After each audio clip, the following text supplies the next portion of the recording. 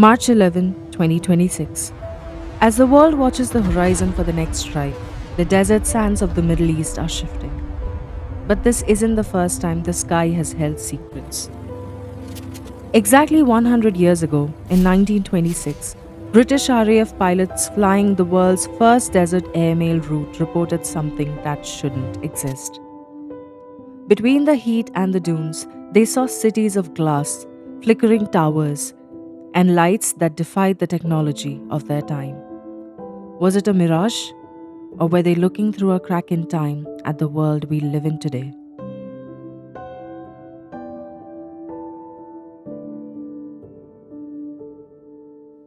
In the 1920s, the desert between Amman and Baghdad was a dead zone. There were no landmarks.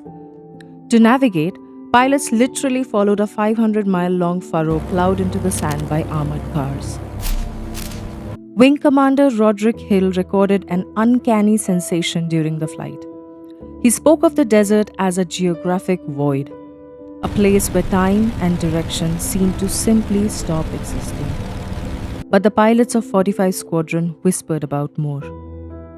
Reports surfaced of ghost cities, sprawling, illuminated metropolises rising out of the basalt wastes where only nomadic tribes lived.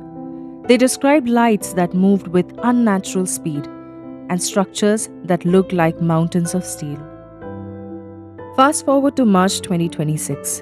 The very skies those biplanes patrolled are now filled with the glow of iron domes and hypersonic drones. To a pilot in 1926, our modern warfare would look like a haunting of the highest order. Skeptics call it Fata Morgana, a complex mirage that can make distant objects appear to float. But local legends speak of the Chalawa, spirits that mimic the future to lure travelers to their doom. Did those pilots see the 2026 conflict reflected back in time? Or is the desert a vault where past and future aren't as separate as we think? We like to believe that history is a straight line, that the past is buried and the future hasn't happened yet. But in the silence of the desert, that line begins to blur.